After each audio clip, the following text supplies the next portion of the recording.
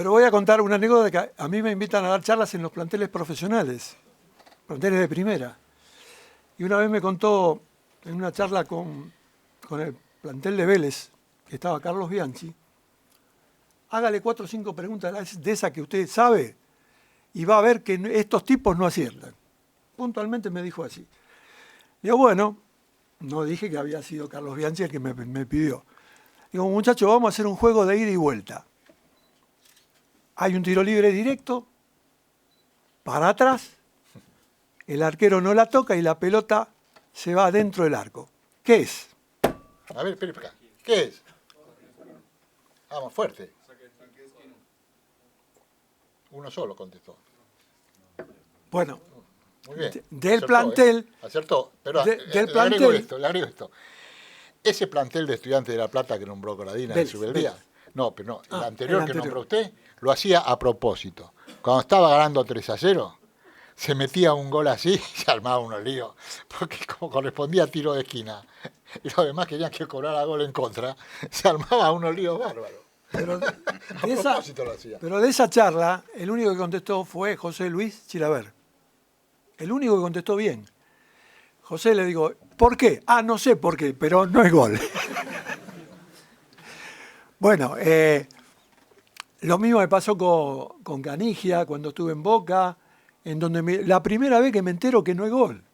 O sea, ojo, no lo digo en contra del jugador, sino que hubo gente que después vino, que voy a nombrar a uno de ellos, que fue Carlos Grigol, que venía a todas las charlas que nosotros hacíamos con los capitanes de equipo y me pedía los boletines técnicos. ¿Por qué? Porque, le digo, ¿por qué viene usted en todas las charlas? Porque yo como tengo un plantel corto, trato en lo posible de que no sufrir el reglamento.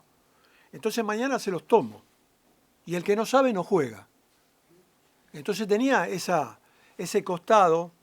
Bueno, empezó Osvaldo Subeldía, después subió Grigol, Bilardo también se dedicó mucho al tema reglamentario. Es decir, el jugador tiene que ser formado cuando va creciendo en la competencia para no sufrir el reglamento. Yo no entiendo todavía cómo los jugadores se sacan la camiseta para festejar, si eso equivale a una tarjeta de amonestación y lo compromete en su juego posterior.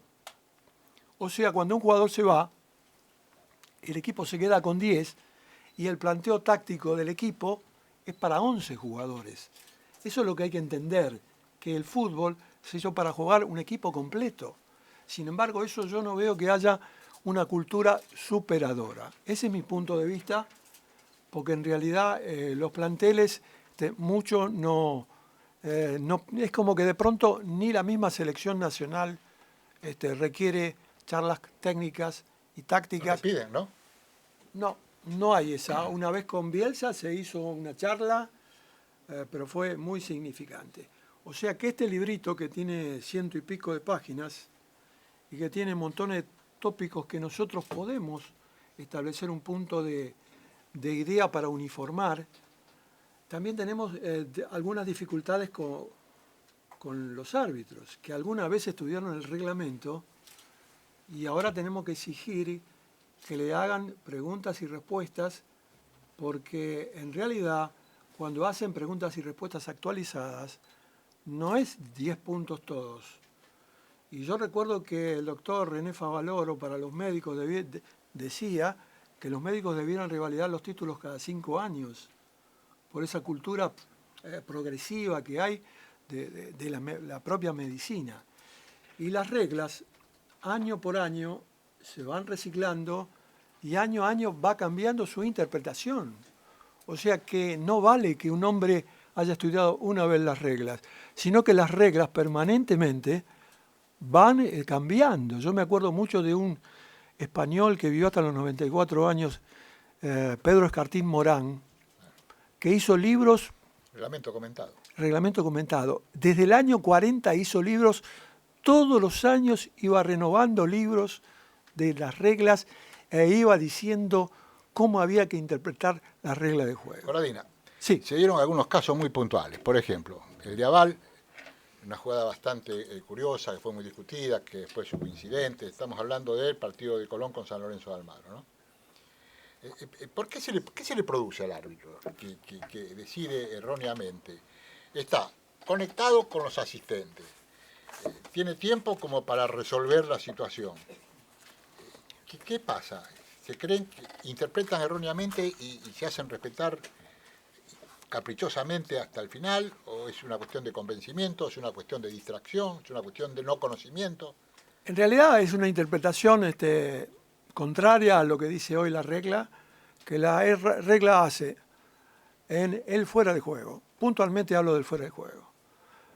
El jugador que no tiene los dos defensores que pide la regla, puntualmente pide la regla eso, dos jugadores, generalmente el último es el arquero, y el último hombre defensor, pero si hay uno adelantado, solamente puede estar habilitado, en el romance que nosotros hablamos, solamente si hay un pase deliberado para atrás, tomándolo como ejemplo, solamente para atrás, tirando la pelota a un defensor, entonces de la única forma que lo habilita al jugador es de esa forma. Ahora, es poco entendible eso en el aspecto reglamentario, porque tengo que pensar que tiene que estar sobornado el defensor que le haga un pase deliberadamente hacia atrás para entregarle la pelota. Sí, pero Enrique, ocurre. Sí, lo marca, sí, ocurre y el árbitro en este caso tomó en cuenta que el jugador, en este caso defensor, arrojó deliberadamente con la cabeza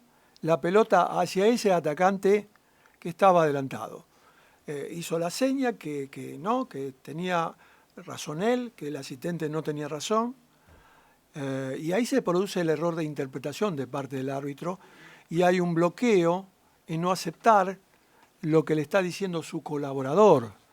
Y el colaborador a su vez, que estaba convencido de que eso era fuera de juego, levantó correctamente la bandera y ahí el árbitro no retrocedió como debía haber hecho.